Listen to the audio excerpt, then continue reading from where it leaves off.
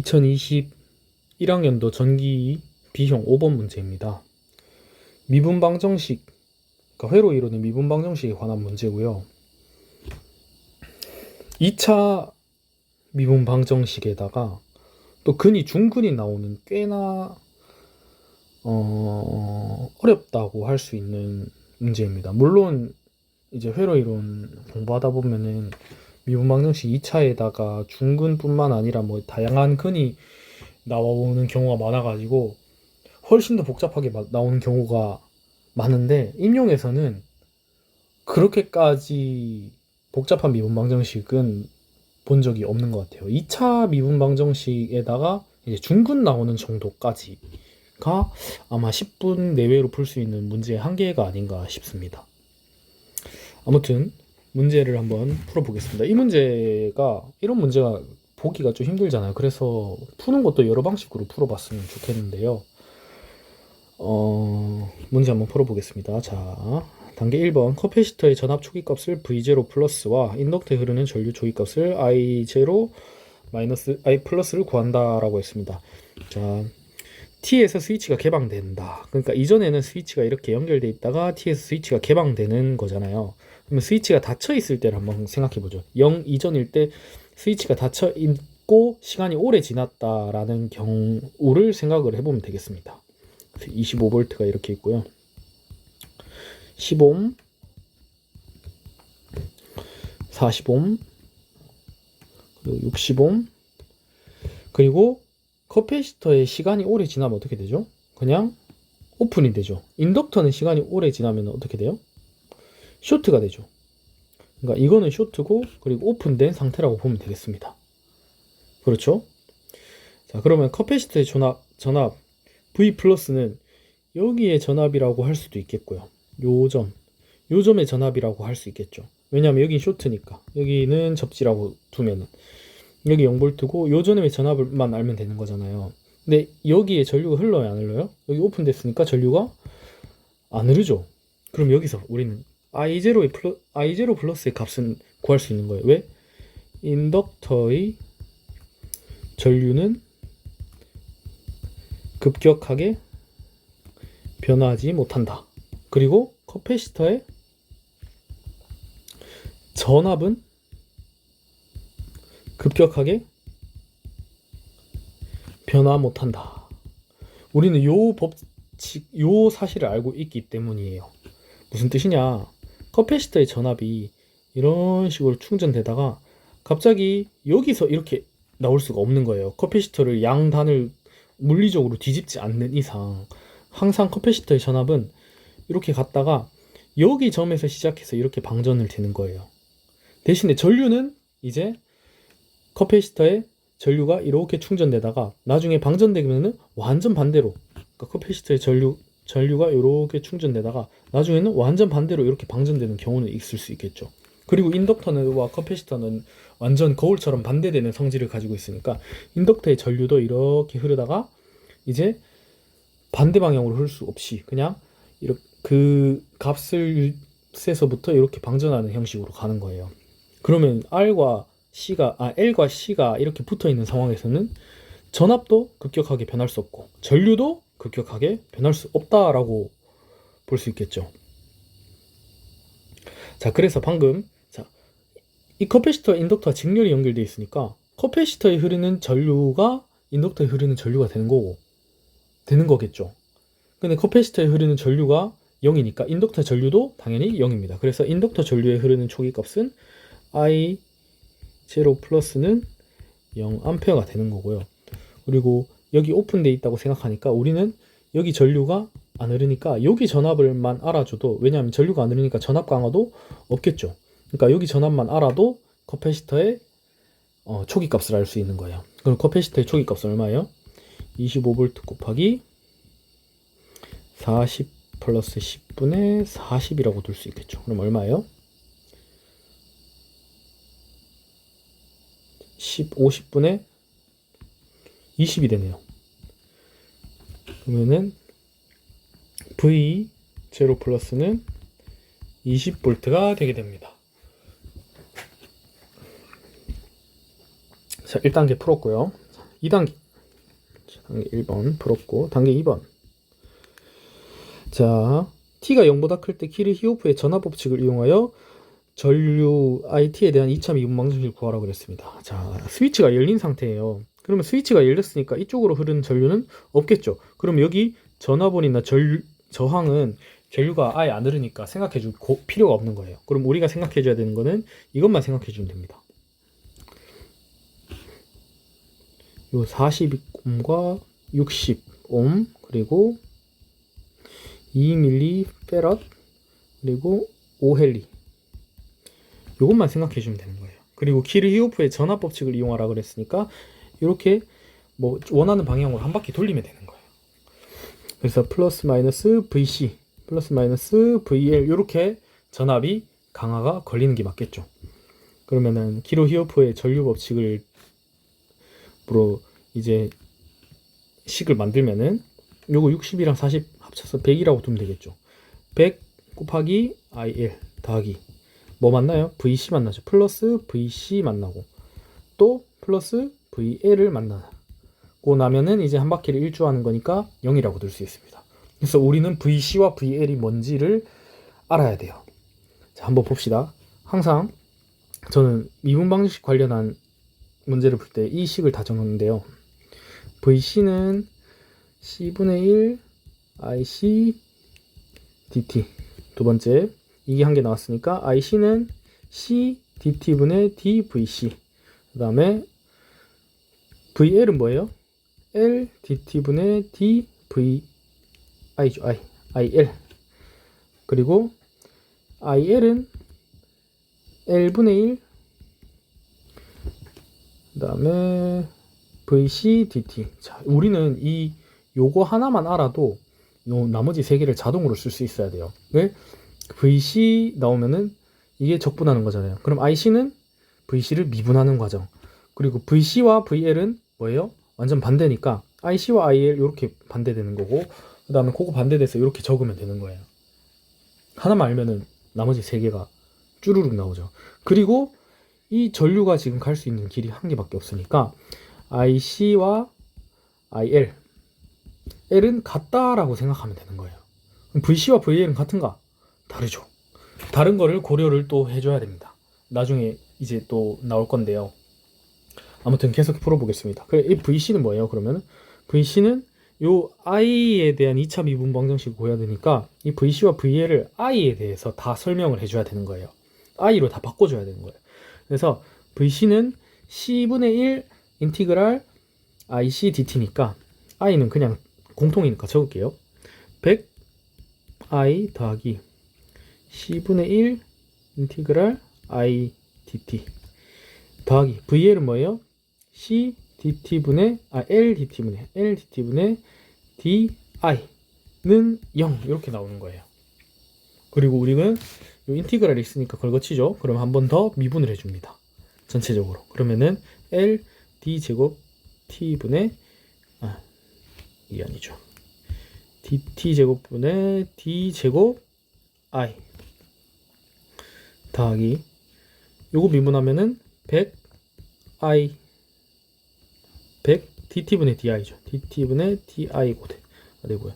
더하기 C분의 1 I DT가 I DT 날라가 요거 미분하면은 그대로니까 I는 0 이렇게 나오게 됩니다.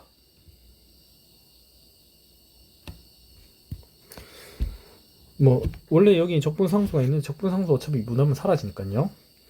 그리고 이제 넣으면은 이 5헨리였으니까 5 DT분의 D제곱 DT제곱분의 D제곱 I가 되고 더하기 100 DT분의 DI가 되고 C분의 1이 2밀리분의 1이잖아요. 근데 밀리가 1000이니까 1000 이렇게 날아가면 500이 돼요. 그러면은 500I는 0 이렇게 나옵니다. 미분 방정식을 마지막으로 만들면은 5로 나눠주면은 DT제곱분의 D제곱 I 더하기 20 DT분의 DI 더하기 100I가 되게 됩니다. 이렇게까지 하면은 2차 미분 방정식까지 다 만든 거예요. 자, 그리고 2차 미분방정식을 또 이번엔 풀어야 되죠. 단계 3번 2차 미분방정식의 결과를 이용하여 IT를 구한다라고 했습니다. 그래서 우리는 자, 단계 3번 DT제곱분의 D제곱 I 더하기 20 DT분의 DI 더하기 100 I는 0. 그래서 자연응답, 강제응답을 구해야 되는데 제가 이게 YN 이게 강제응답이고 YT가 이게 요게 자연응답이고 기억이 제대로 안 나는데 요게 강제응답이지 싶어요. 그래서 자연응답을 먼저 구하면은 자 이거를 람다 제곱 더하기 20 람다 플러스 100 이렇게 치환을 합니다. 그래서 요 근을 해서 요 근을 구하면은 람다는 람다 플러스 여기 100이니까 10 되잖아요. 람다 플러스 10의 제곱은 0이 이렇게 되는 거잖아요. 람다는 마이너스 10 중근이 되게 됩니다. 중근.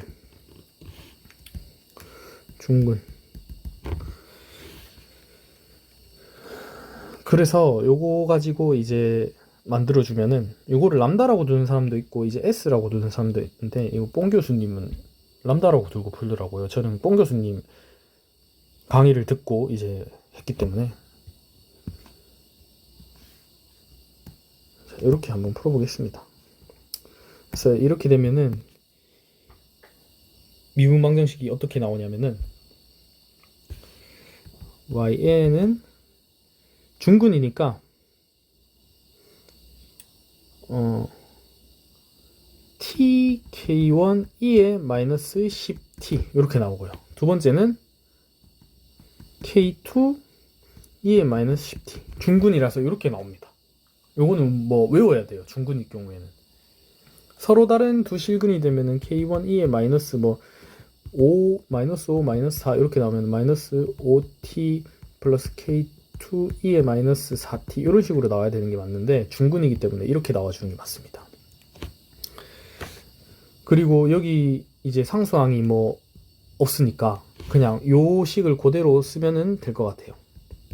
만약에 여기 상수항이 뭐 5t 요런 식으로 나오던가 뭐 요런 나왔을 경우에는 또 미분해 가지고 하는 방법이 있는데 그거는 또 다른 문제에서 그렇게 나왔을 때 또 풀도록 하고요. 지금 경우는 이렇게만 돼 있으니까 이렇게 풀겠습니다. 그래서 이제 초기 조건을 대입을 해야 되겠죠.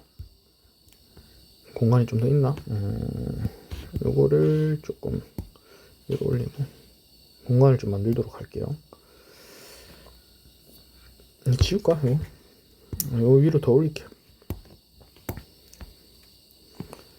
자, 이렇게 됐으니까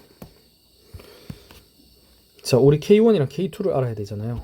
요거 IT를 한번 미분해 볼까요?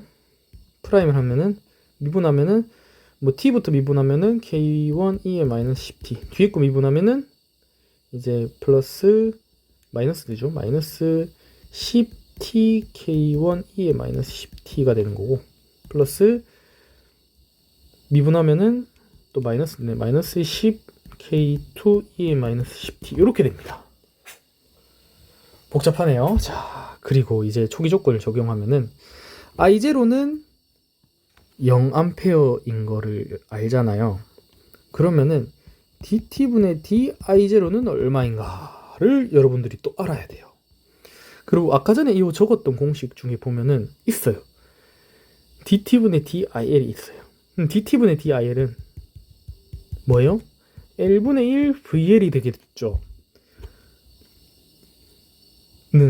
그러면은 여기 또 적용할 수 있는 게 DT분의 DI0는 L분의 1 V0 이렇게 VL0가 되게 되는 거예요. VL0. 우리 VL0를 구하면은 DT분의 DI0를 구할 수 있는 거예요. 왜냐면 우리 초기 조건 적용하면 0을 대입할 거니까요. 그럼 VL0는 얼마예요? 자, 이것도 이제 중요한 게 여러분들이 이걸 알아야 되는 중요한 이유가 바로 여기에 있습니다.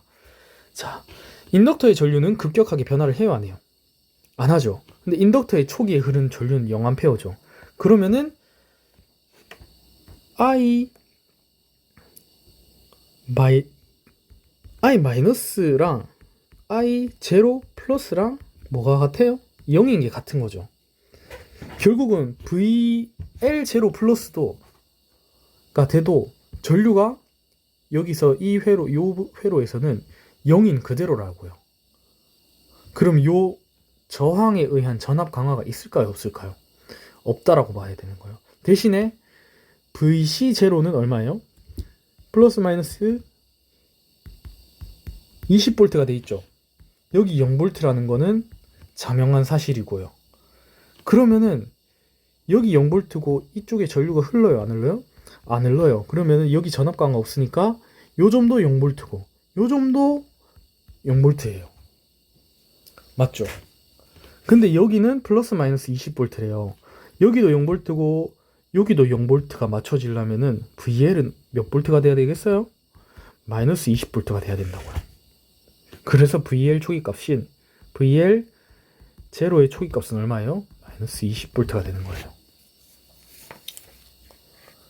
그럼 마이너스 20V인 거 찾았죠? L분의 1, 5분의 1이죠. 그럼 얼마예요? DT분의 DI 제로는 마이너스 4가 됩니다. 4. 마이너스 4. 그러면은 I0는 0A. 그 다음에 DT분의 I 초기값은 0A가 되고, 그 다음에 DT분의 DI0는 얼마가 돼요? 마이너스 4가 됩니다. I 프라임이 DT분의 DI0니까. 그럼 여기 0 대입하면 어떻게 돼요? 요거 날라가죠. T에다가 0 대입한 거니까. 그러면은 여기 0 대입하면은 요 전체는 1이 되니까 K2는 얼마예요? 0A라고 했으니까 0입니다. K2 0이니까 날려도 되겠죠. 두 번째, 여기에다가 이제 또 0을 대입할 거예요. T에다 0 대입하면 요거 날라가죠. 그럼 마이너스 4는 K1이 되겠죠. 여기에 0 대입하면은 요 전체는 1이 되니까 K1은 마이너스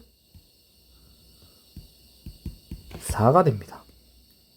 그래서 대입을 다시 하면은 IT는 T 마이너스 4E의 마이너스 10T가 되게 됩니다. K2는 0이 되니까요. 이렇게 푸는 문제였습니다. 그래서 항상 저희가 강조하는 게 인덕터의 성질이 어떤지, 커패시터의 성질이 어떤지 근본적으로 좀 알아줬으면 좋겠어요. 이거가 안에서 이제 전하가 어떻게 움직이는지를 알면은 나중에 풀 때 회로 이론 문제뿐만 아니라 전기자격 문제나 다양한 분야에서 쓸 수 있으니까 이거는 깊게 정말 깊게 파도 좋을 것 같아요. 저는 이거 정말 깊게 봤어요. 그리고 이런 문제 풀면서 이 문제를 갖다가 라플라스 변환으로 풀 수도 있거든요. 예를 들면 초기값 적용해가지고